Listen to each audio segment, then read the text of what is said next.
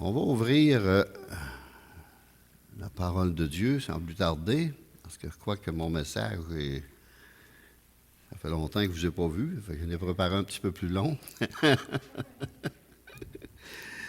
C'est dans le livre des Nombres. Livre des Nombres, chapitre 33. Nombres, chapitre 33. On va lire à partir du verset 50 à 56.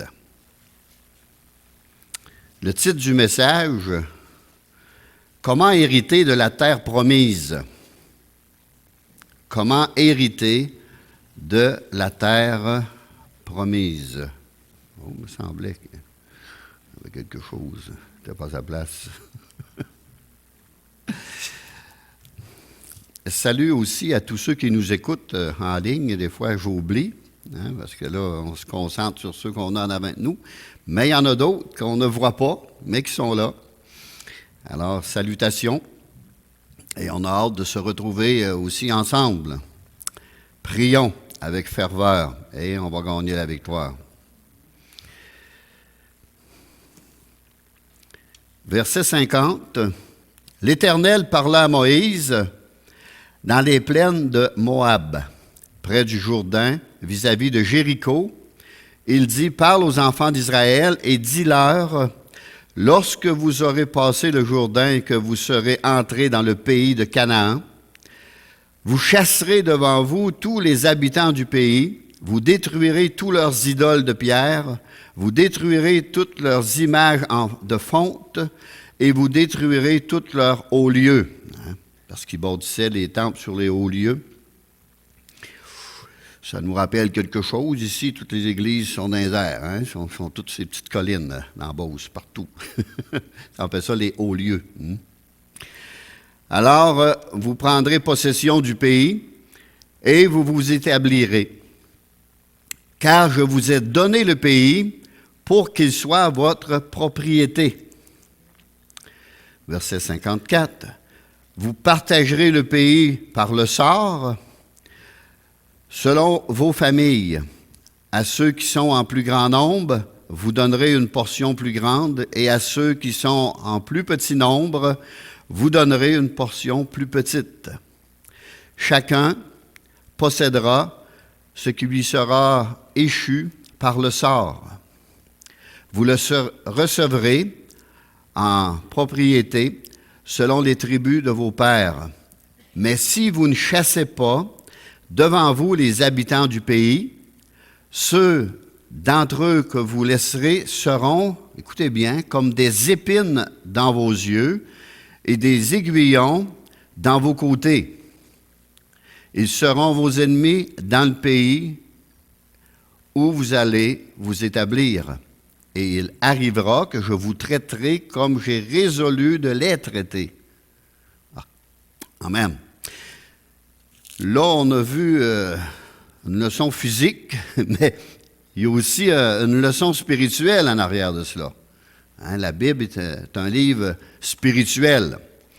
Le peuple juif a vécu cela, mais nous, c'est la même chose au point de vue spirituel.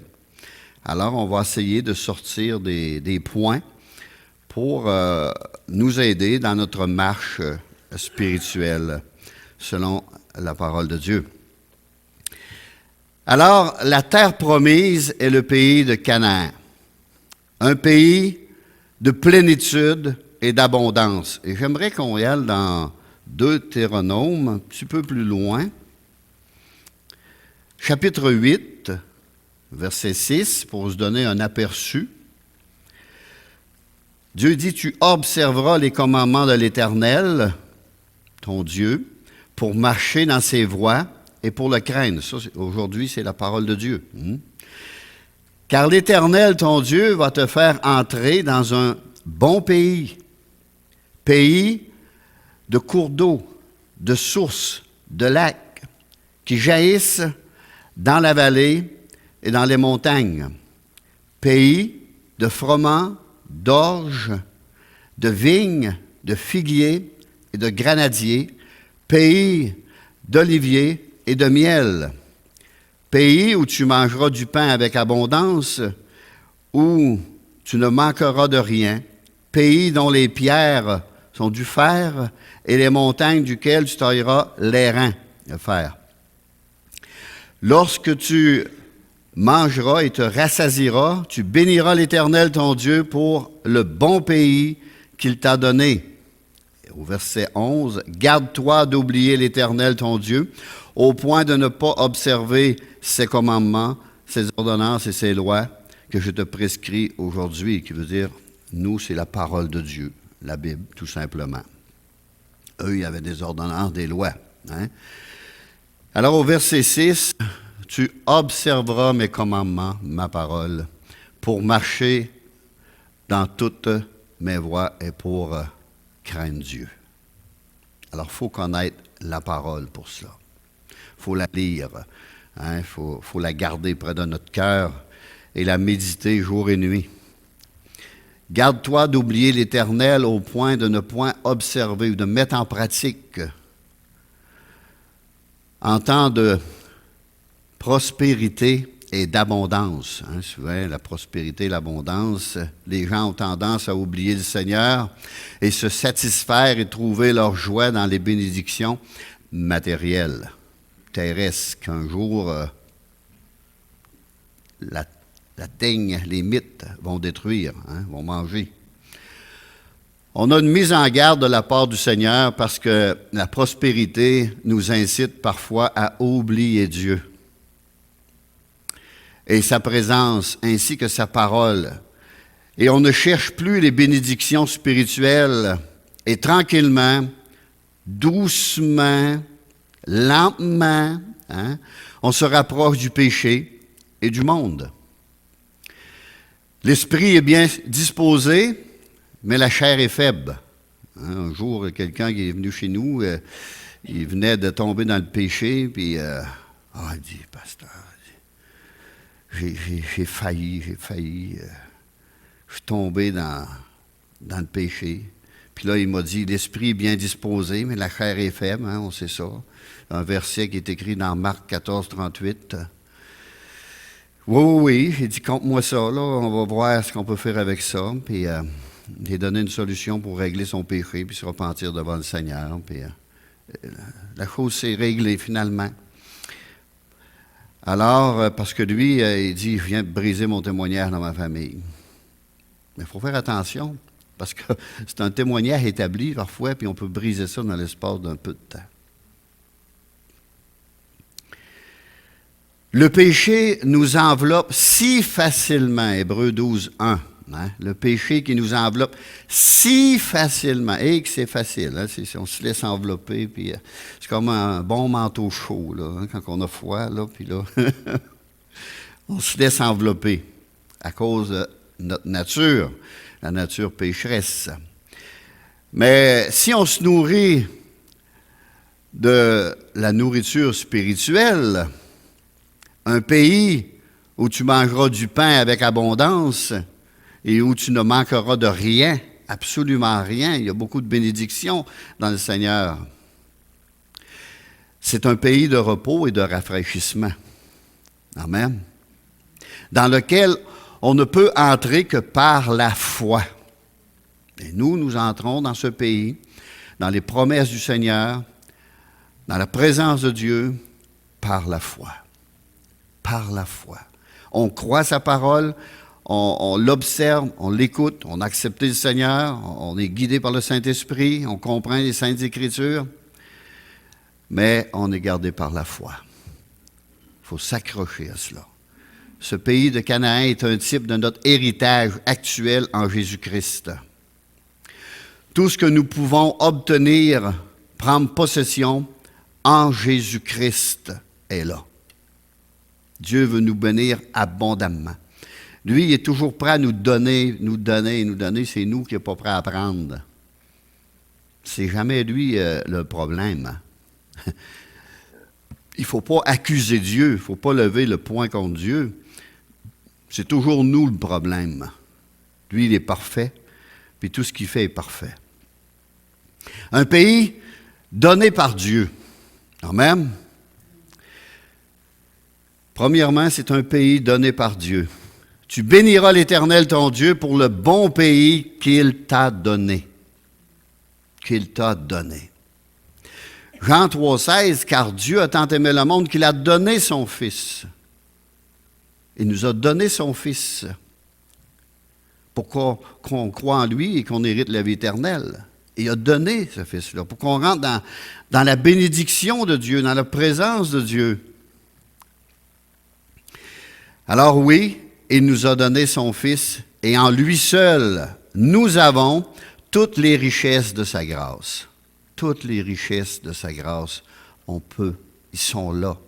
On n'a qu'à en prendre possession. Les richesses insondables de Christ, quel don merveilleux. Quel don. Dans 1 Corinthiens 3, 23, tout est à vous, et vous êtes à Christ, et Christ est à Dieu. Tout est à vous. Toutes les richesses, les bénédictions, les promesses, on peut s'emparer de cela. Tout est à vous, et vous êtes à Christ, et Christ est à Dieu. Quelle belle parole.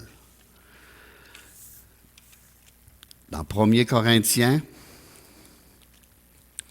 on va les lire dans 1 Corinthiens, chapitre 1er, verset 4. « Je rends à mon Dieu de continuelles actions de grâce à votre sujet. » Paul qui écrit à l'Église de Corinthe. « Pour la grâce de Dieu qui vous a été accordée en Jésus-Christ. Car en lui, vous avez été comblés de toutes les richesses qui concernent la parole et la connaissance. » La connaissance de la parole de Dieu, la révélation, la vérité. Le témoignage de Christ ayant été solidement établi parmi vous. Il y avait eu un bon fondement. De sorte qu'il ne vous manque aucun don. Il pratiquait tous les dons. Dans l'attente où vous êtes dans la manifestation de notre Seigneur Jésus-Christ. Jésus va revenir un jour, il va se manifester. Il vous affermira aussi jusqu'à la fin. Il vous affermira aussi jusqu'à la fin pour que vous soyez irréprochables au jour de notre Seigneur Jésus-Christ. Le jour de sa venue, l'enlèvement de son Église. Dieu est fidèle, lui qui vous a appelés à la communion de son Fils Jésus-Christ, notre Seigneur. On va arrêter là, mais à la maison, vous pouvez tout lire Corinthiens complet. Alors, au verset 5, « Car en lui, en Jésus, vous avez été comblés de toutes les richesses qui concernent la parole et la connaissance, de sorte qu'il ne vous manque aucun don. » On a entendu les dons spirituels ce matin. Il y a eu une parole, il y a eu une interprétation. Et je bénis l'interprétation parce que ça révélait mon message. Il y a des chants qui révélaient le message aussi. Tout se continue, même s'il manque quelques frères, quelques sœurs, tout se continue au milieu de nous. Dieu est présent et Dieu nous a fait des promesses aussi. Il aura accordé des dons spirituels spécifiques. Ces dons sont un accompagnement précieux et indispensable du ministère du Saint-Esprit dans l'Église. C'est le Saint-Esprit qui opère cela.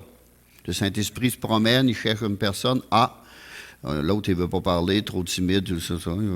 Un autre. Jusqu'à ce qu'il trouve quelqu'un pour parler. Et moi, en tant que pasteur, je manifeste ces dons-là. Je peux donner une parole en langue, je peux donner une interprétation, je peux donner une prophétie, etc., etc. Mais le moins possible, je le fais. Je n'aime pas confirmer mes propres messages. Mais c'est cette pensée-là que j'avais.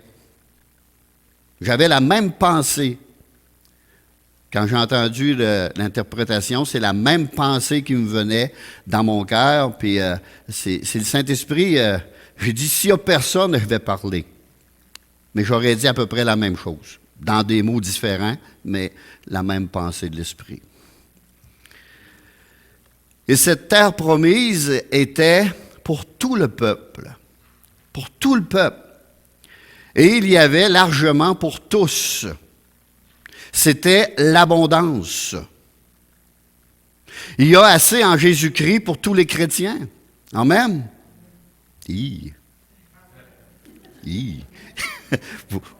Ah, Seigneur. Je le répète. Il y a assez en Jésus-Christ pour tous les chrétiens. Oui, là ça marche. Là, je vois la foi en arrière. Tous ceux qui le désirent peuvent prendre de l'eau gratuitement, nous dit la parole de Dieu. Tous ceux qui le désirent peuvent prendre. Dans Isaïe 55, verset 1, « Vous tous qui avez soif, venez aux eaux, même celui qui n'a pas d'argent. » Alors, ça veut dire qu'on n'a pas d'excuses. On est fameux dans les excuses. Mais ici, même pour ceux qui n'ont pas d'argent, pas d'excuses, venez manger sans rien payer. Verset 2. Pourquoi pesez-vous de l'argent pour ce qui ne nourrit pas? Pourquoi travaillez-vous pour ce qui ne rassasie pas? Écoutez-moi donc, et vous mangerez ce qui est bon, et votre âme se délectera de mets succulents. Et que c'est bon, la parole de Dieu. Il y a des mets succulents. Notre frère est en train d'en préparer un mets pour la semaine prochaine. Puis je suis certain qu'en le préparant, là, il se régale. Il y a ça, il y a ça, il y a ça. Ah, merci Seigneur, merci Seigneur. C'est rempli de mets succulents. C'est rempli, c'est un livre de recettes merveilleux.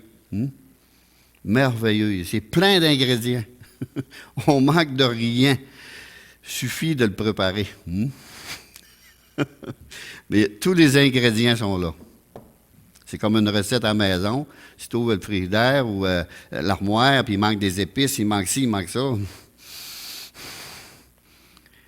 Mais quand on a des frigidaires pleins, on a des armoires à épices pleines, puis on a toutes sortes de choses. Puis on a le livre de recettes.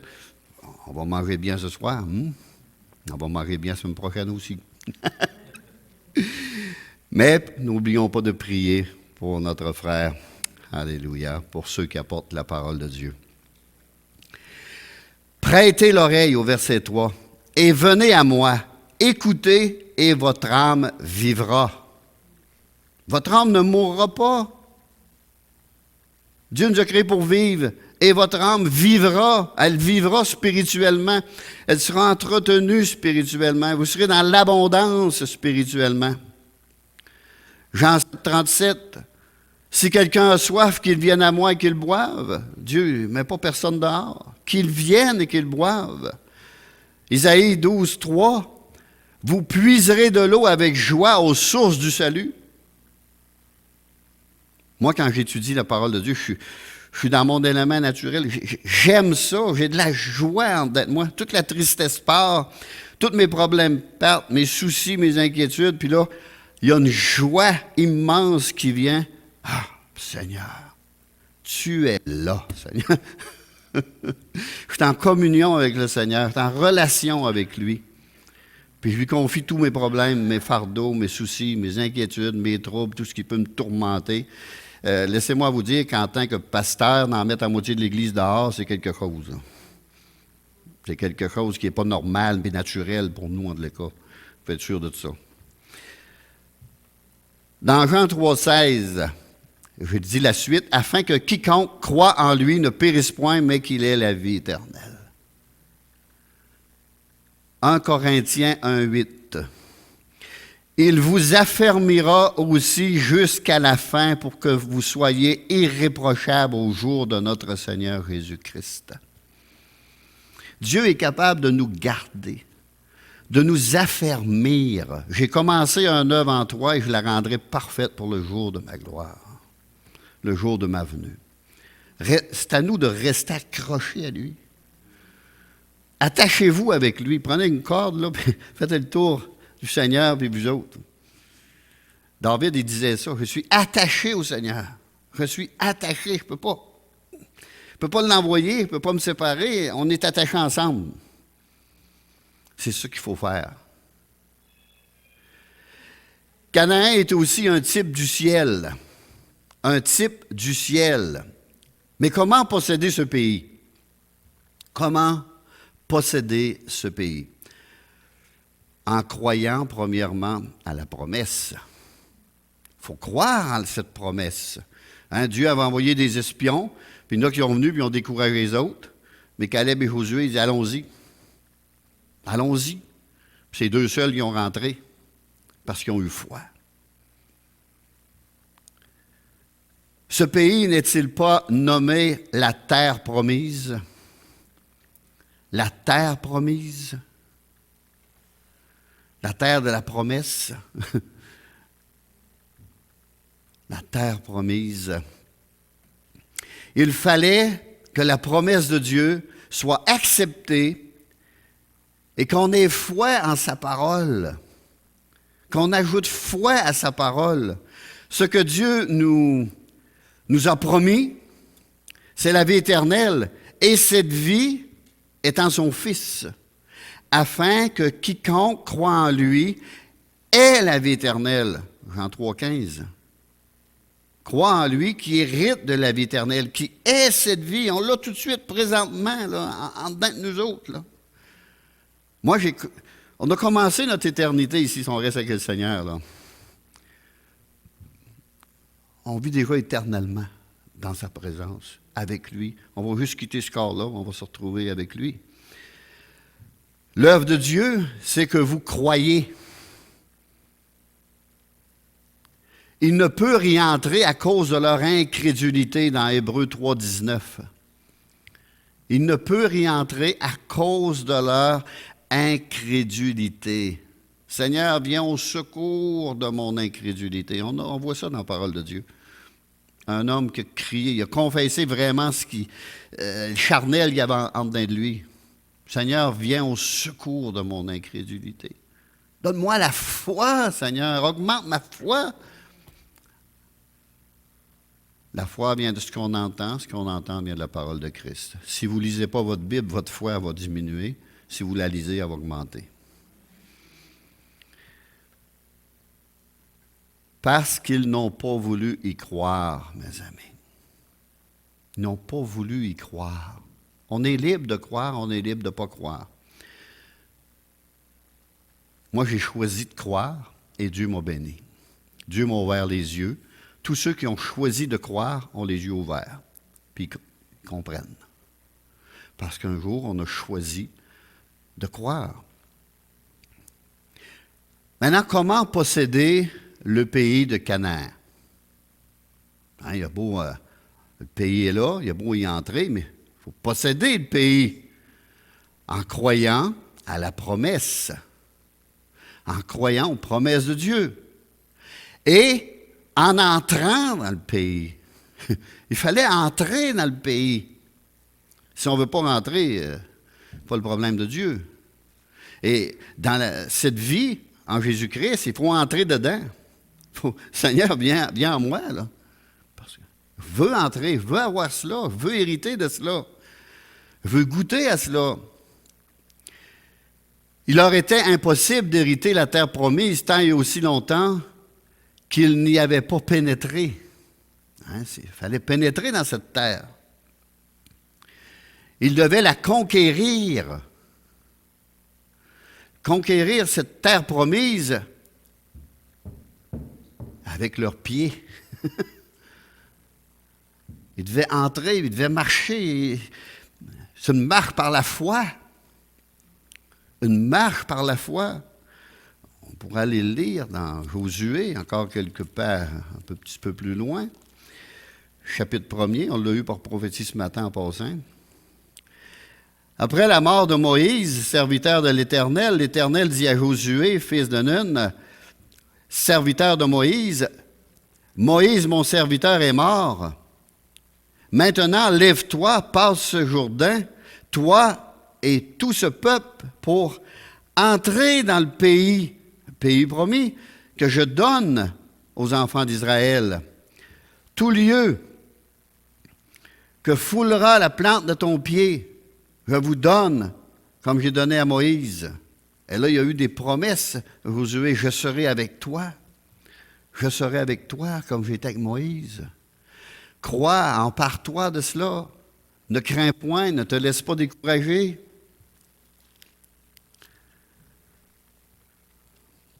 Alors, cela nous enseigne qu'il faut que nous soyons en Jésus-Christ avant de pouvoir devenir héritiers de Dieu. Il faut être en lui, en Jésus. Celui qui a le Fils a la vie éternelle. Celui qui n'a pas le Fils n'a pas la vie éternelle. C'est clair là, dans la Bible, on ne peut pas stiner ça. Là. Celui qui a le Fils en lui, par le Saint-Esprit, a la vie éternelle. Celui qui n'a pas le Fils n'a pas cette vie, ne peut pas voir, ne peut pas comprendre, ne peut pas entendre, ne peut pas imaginer. 1 Jean 5,12 n'a pas la vie éternelle. Dans Psaume 16,6, un héritage délicieux mais échu, une belle possession mais accordée.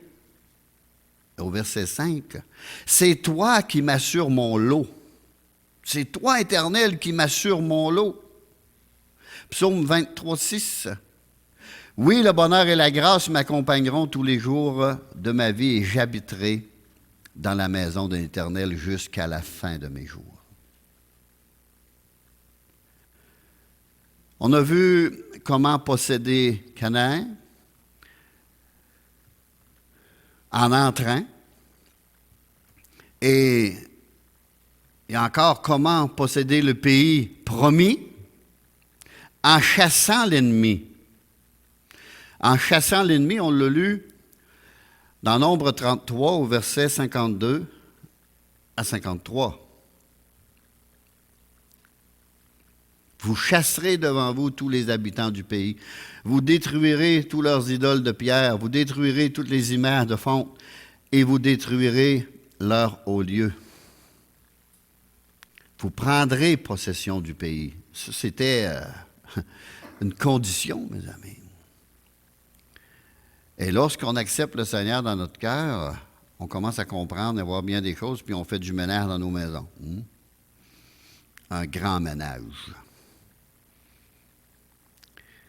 Je me souviens un jour, j'avais commencé à aller à l'église, mais c'était au tout début, je revenais au Seigneur. Et il y a toujours eu des émissions à la TV, bibliques, là, continuellement, année après année. Puis j'écoutais une émission, puis il parlait de ceux qui avaient des choses qui déplaisaient au Seigneur dans leur maison. J'avais été à une église en visite, il parlait de tout ça. J'y retournais à mon église, et le pasteur parlait de tout ça. Ben là, à 3 fois, là, le même message, là, posez-vous des questions. Là.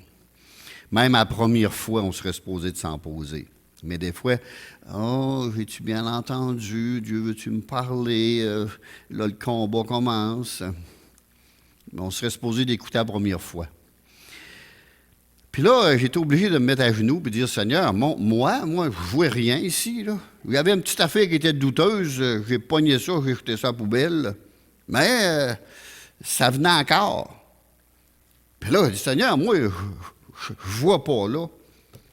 J'ai fait une ménage ici, là. Ben, Seigneur, il m'a parlé, puis il dit, monte en haut, là, ouvre telle porte, là, puis va dans un petit corridor qu'il y a là. Puis là, il y a une boîte, puis c'est plein de cochonneries que je déteste. Clair de même. J'ai suivi ce que le Seigneur m'a dit, j'ai monté en haut vers la porte, là. C'était une 10 de longueur, Black Sabbath, puis toutes les affaires diaboliques qu'il y avait. Que ma femme voulait jeter, me demander, oh, j'ai dit, on va mettre ça là, puis on verra ce qu'on fait avec ça, là. Puis moi, je n'avais jamais écouté de ça, ça fait que... J'ai pris ça, puis j'ai fait un beau feu dehors, puis laissez-moi vous dire que du vinyle, là, il sort de la boucane noire. Quand ça brûle, là. J'ai monté une boucane, là. Il me semble que je voyais sortir les mauvais esprits, puis j'ai pas entendu d'autres messages de même. Je venais d'obéir, puis du Seigneur, il dit, c'est correct. Obéis à ma parole. Ôte ça, fais le ménage. Alors, beaucoup d'ennemis veulent empêcher notre âme de pénétrer pleinement en possession de notre héritage céleste. Vous chasserez tous les habitants du pays. Tous les natifs du pays devaient être chassés. Et nous devons les chasser car ils sont nombreux et très rusés. Très rusés. Toute pensée doit être amenée captive à l'obéissance de Christ. Et tout désir de la chair doit être soumis à Dieu. Ici, voici une petite revision. Il fallait croire, premièrement. Il fallait entrer, chasser l'ennemi et détruire les idoles et adorer et servir Dieu seul. Un seul Dieu tu adoreras. Un seul. Pas 50, un seul. Au verset 55, il y a une mise en garde. Mais si vous ne chassez pas devant vous les habitants du pays, ceux d'entre eux que vous laisserez seront comme des épines dans vos yeux. Je ne sais pas si vous avez déjà essayé ça, là, de vous mettre des épines dans les yeux, mais ça doit faire mal. Et des aiguillons dans vos côtés. Ouch, ouch, ouch. Ils seront vos ennemis dans le pays. Wow! Beaucoup d'enfants de Dieu font la même erreur. Ils ne chassent pas tout. C'est-à-dire qu'ils acceptent le Seigneur, acceptent leur Sauveur, mais ils ne veulent pas le chasser, le vieil homme, avec ses convoitises charnelles. Non, non, ça, vu que ça me plaît, ça doit plaire à Dieu. Même si c'est écrit, débarrasse-toi de ça. Tôt ou tard, ça va te nuire dans ta vie. Ça va bloquer ton avancement. Tu ne grandiras plus, tu n'auras plus de révélation de ma part. Le compromis est dangereux. Dieu n'aime pas les compromis. Le compromis est dangereux, car ceux d'entre eux que vous laisserez seront comme des épines dans vos yeux et des aiguillons dans vos côtés. L'ennemi ne doit pas avoir la moindre place dans le camp des saints de Dieu. En d'autres mots, ne prêtez pas l'oreille aux faux raisonnements charnels.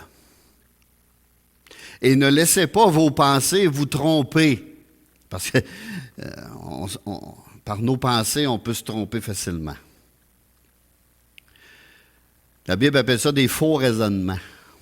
Tu lis un verset, mais tu le comprends bien mal. Tu as un faux raisonnement. C'est l'ensemble de la Bible. C'est toujours l'ensemble de la Bible, là. L'ensemble du Nouveau Testament, l'ensemble qu'il faut regarder. Est-ce que ça va avec ou ça ne va pas avec, là?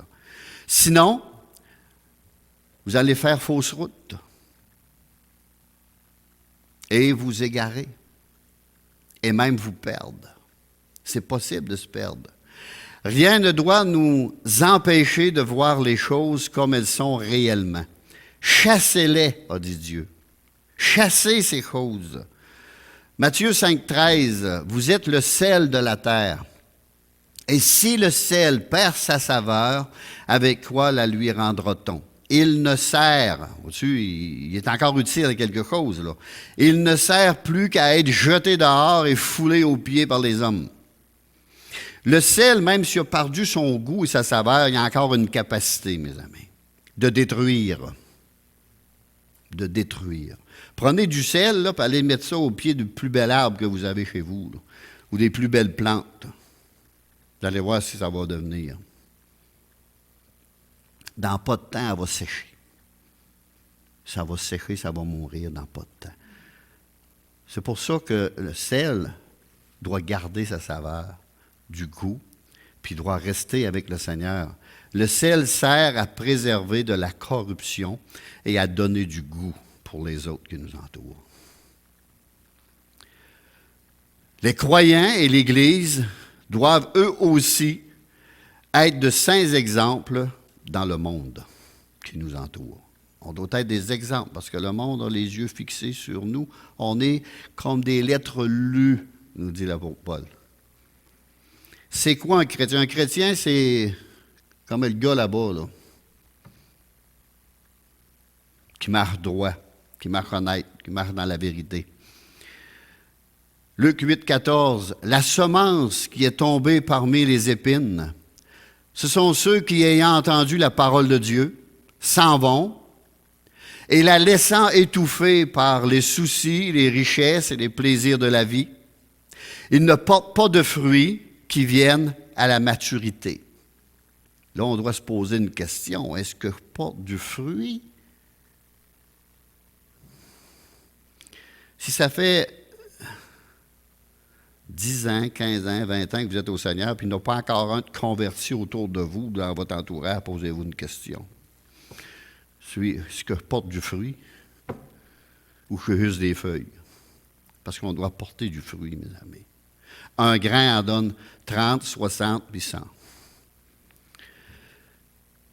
Vous vous souvenez du roi Saül qui avait épargné Agar dans la parole de Dieu, pour ceux qui connaissent l'histoire de Saül et David, puis de Samuel. Le roi d'Amalek, ce que le prophète Samuel a fait de cet homme, il l'a mis en pièces devant l'Éternel. 1 Samuel, chapitre 15, verset 32. Puis Samuel dit, « Amenez-moi Agar, roi d'Amalek. » Et Agar s'avança vers lui d'un air joyeux. Agar, en disant que c'est le péché, ça. Il s'en venait d'un air joyeux. Il disait, « Certainement, l'amertume de la mort est passée. » Samuel dit, « De même que ton épée a privé des femmes de leurs enfants, ainsi ta mère d'entre les femmes sera privée d'un fils. » Et Samuel mit Agar en pièces devant l'Éternel à Gilgal, parce que Dieu avait dit de tout exterminer. On n'est plus à cette époque-là. Mais ça veut dire d'enlever le péché de notre vie, l'ennemi de notre âme. Alors, n'épargnez pas les Agar, vous non plus. Il faut débarrasser de ça. Les compromis avec le mal au-dedans de nous ou avec le monde au dehors qui empêchent l'âme de jouir de ses possessions en Christ. L'ennemi peut être en dedans comme en dehors, là. C'est à nous de juger, de faire attention. Ici, la désobéissance est fatale. Verset 55b. « Si vous ne chassez pas devant vous les habitants du pays, ils seront vos ennemis dans le pays, et vous allez vous établir. Ils seront vos ennemis. Tout ce qu'on ne débarrasse pas au début de notre vie chrétienne va devenir un grand ennemi dans notre vie.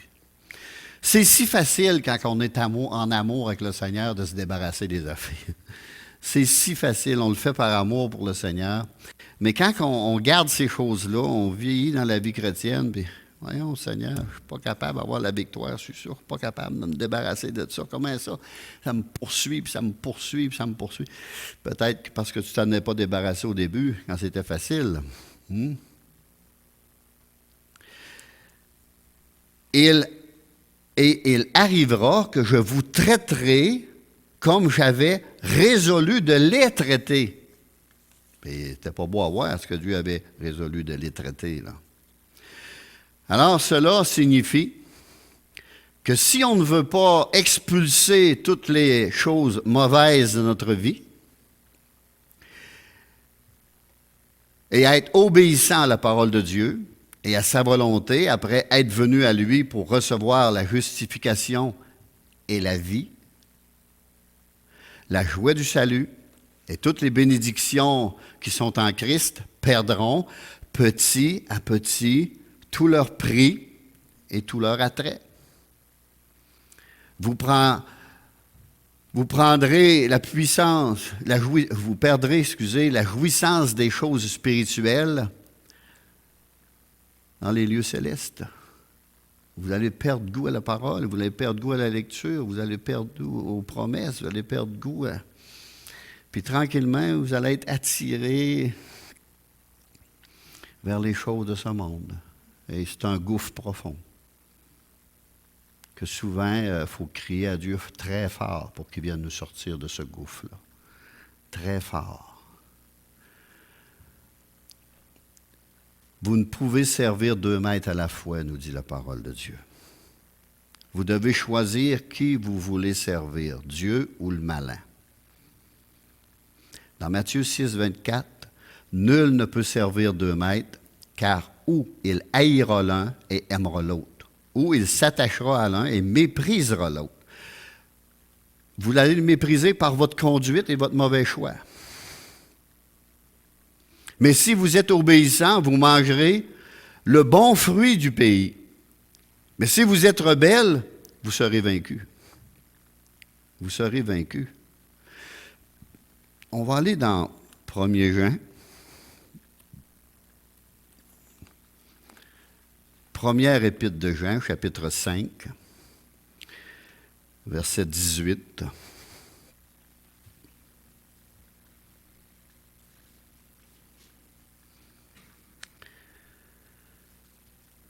Nous savons que quiconque est né de Dieu ne pêche point, ne prend plaisir à pécher, ne vit pas dans le péché continuellement. Ça veut dire ne pêche point. Mais celui qui est né de Dieu se garde lui-même, et le malin ne le touche pas. Le malin ne le touche pas.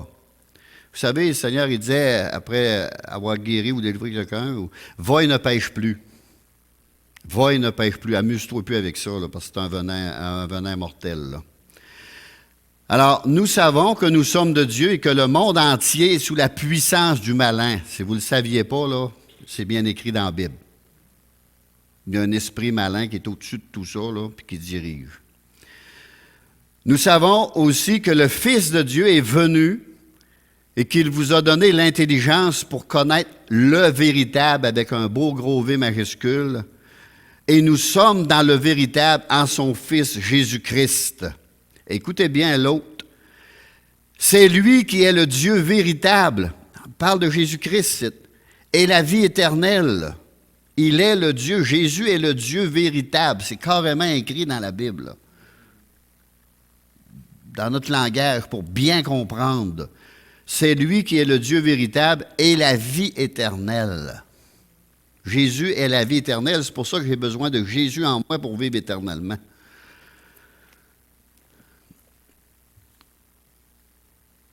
On peut aller en revoir, en relire peut-être un autre dans Romains 8.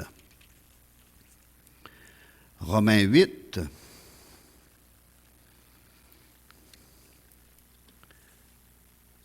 Verset 5.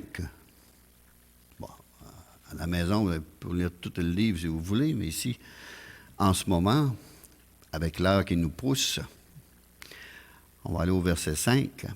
Ceux, en effet, qui vivent selon la chair, s'affectionnent aux choses de la chair, tandis que ceux qui vivent selon l'Esprit, l'Esprit de Christ, l'Esprit de Dieu, s'affectionnent aux choses de l'Esprit de Dieu. Et l'affection de la chair, c'est la mort. Ça conduit à la mort. Tandis que l'affection de l'Esprit, c'est la vie et la paix avec Dieu. Car l'affection de la chair est inimitié contre Dieu, parce qu'elle ne se soumet pas à la loi de Dieu et qu'elle ne le peut même pas. Or, ceux qui vivent selon la chair ne sauraient plaire à Dieu. Pour vous, vous ne vivez pas selon la chair, mais selon l'Esprit, si, du moins, l'Esprit de Dieu habite en vous. Si quelqu'un n'a pas l'Esprit de Christ, il ne lui appartient pas. Il n'appartient pas à Christ. Si tu n'as pas l'Esprit de Christ, tu n'es pas un enfant de Dieu. Tu n'appartiens pas. Alors, c'est important de savoir si j'ai l'Esprit de Christ en moi, là. Très important. Et si Christ est en vous, le corps, il est vrai, est mort à cause du péché. Parce que notre corps, il va être pourrir volontaire. Mais l'Esprit est vie à cause de la justice. On a été justifiés par le sang de Christ. Et si l'Esprit de celui qui a ressuscité Christ d'entre les morts habite en vous, celui qui a ressuscité Christ d'entre les morts rendra aussi la vie à vos corps mortels par son esprit qui habite en vous. C'est important. C'est important. Le salaire du péché, c'est la mort. Tous sont péchés, sont privés de la gloire de Dieu, nous dit la parole de Dieu. Dans Romains 8, 37, nous sommes plus que vainqueurs par celui qui nous a aimés. On peut vaincre cela. Jésus-Christ a vaincu à la croix. Il faut aller au pied de la croix et dire, Seigneur, débarrasse-moi de cela, s'il vous plaît. Enlève cela de ma vie, Seigneur, c'est en train de me nuire, là. Car la victoire qui triomphe du monde, c'est votre foi. Votre foi. Alors, ne laisse pas ton âme se reposer jusqu'à ce que tu aies connu la joie de la victoire sur tous tes péchés et tous tes problèmes. Philippiens 4,13, je peux tout par celui qui me fortifie, et celui qui me fortifie, c'est Christ. Alors, tous ceux qui sont à Jésus-Christ doivent être plus que vainqueurs. Plus que vainqueurs. Réellement libres. Alors, es-tu réellement libre, mon frère, ma sœur? L'es-tu vraiment? Il faut se poser des questions en lisant la parole de Dieu. Il faut toujours s'interroger. Est-ce que je suis réellement libre? Ou es-tu encore esclave du péché? Le péché se couche à la porte de ton cœur. Et ses désirs se portent vers toi. Mais toi, domine sur lui par Jésus-Christ. Domine sur lui. C'est ce que Dieu a dit à Caïn. Tu n'es pas obligé. Là. Jean, vous lirez les épîtres de Jean, il nous l'explique très clairement. Dans Jacques 1,13, que personne, lorsqu'il est tenté, ne dise « c'est Dieu qui me tente ». Car Dieu ne peut être tenté par le mal et ne tente lui-même personne. Des fois, on dit « Seigneur, pourquoi tu as mis ça devant mes... » Non, c'est pas le Seigneur là, qui a mis ça, là.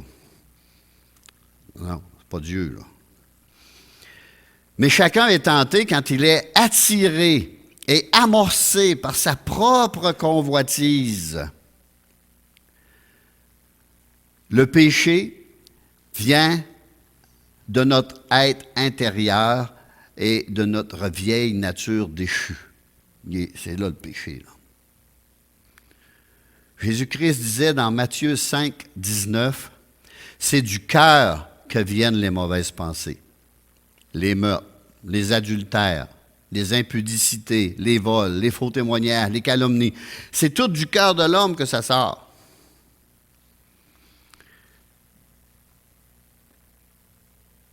Voilà les choses qui souillent l'homme.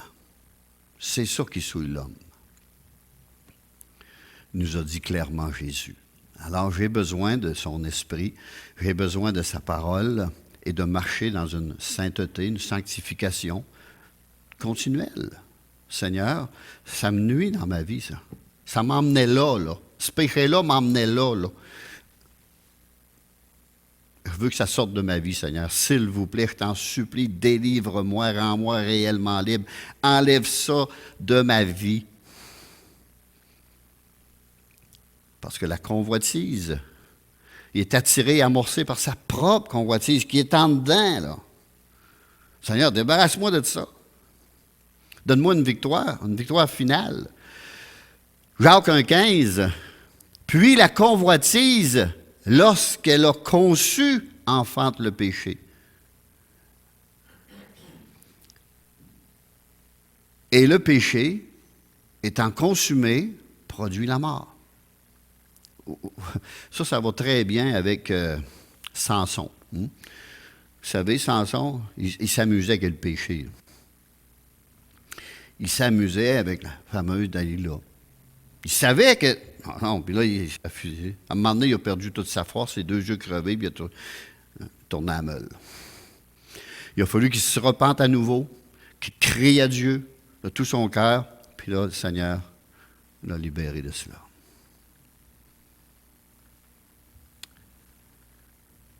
Puis la convoitise, lorsqu'elle a conçu, enfante le péché. Et le péché, étant consumé, produit la mort. Pas la vie, la mort. Le péché n'est pas une maladie, mes amis. Ces années-ci, il y en a beaucoup qui s'ouvrent la gueule et qui crient bien fort que le péché, c'est une maladie. Dans la Bible, c'est pas une maladie. C'est la faillite morale par laquelle tout homme doit rendre des comptes. Philippiens 4.8, au reste, frères, que tout ce qui est vrai, tout ce qui est honorable, tout ce qui est juste, tout ce qui est pur, tout ce qui est aimable, tout ce qui mérite l'approbation, ce qui est vertueux et digne de louange, soit l'objet de vos pensées. Lors des moments de forte tentation, n'hésitons pas à invoquer le Seigneur. N'allez pas croire que j'en ai pas de tentation, moi non plus, là. J'en ai des tentations. Il faut que je le fasse, là. Il faut que j'aille au pied de la croix. Il faut que j'aille crier à Dieu. Il faut me battre. Je livre un combat, mais si je le livre avec le Seigneur, il l'a remporté, c'est remporté d'avance. C'est remporté d'avance, il a tout vaincu à la croix. Alors rappelons-nous que le nom de l'Éternel est une tour forte. Le juste qui s'y réfugie se trouve en sécurité, nous dit la parole de Dieu. Alors, juste une révision pour terminer. Comment posséder ce pays promis? En croyant, en entrant dans le pays, en chassant l'ennemi, détruire les idoles, adorer et servir Dieu seul. C'est un résumé de ce qu'on vient de voir, mais on a vu aussi qu'il y avait des leçons spirituelles dans ça pour nous. Nous montrer comment remporter des victoires, comment marcher selon le conseil de Dieu. Alors, on va terminer par un mot de prière. Précieux Jésus.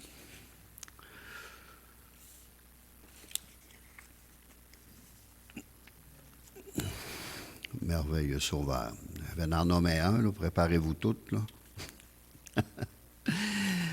Parce que des fois, on fait terminer d'autres personnes par la prière pour voir s'il a bien écouté.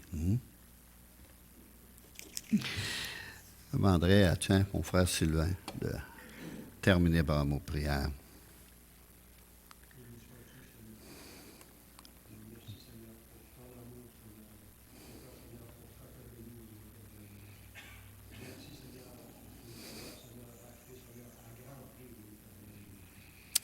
Alléluia.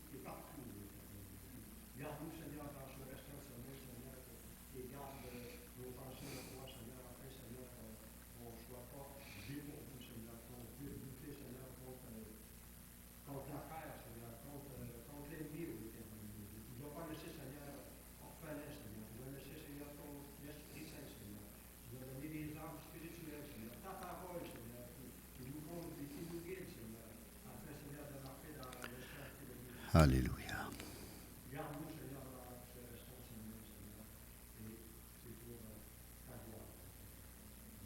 Amen. Que Dieu vous bénisse. Et à la semaine prochaine. Mardi, il y a une réunion de prière ici pour ceux qui ont leur code. Ils peuvent venir assister. Puis sinon, on est en ligne avec les autres.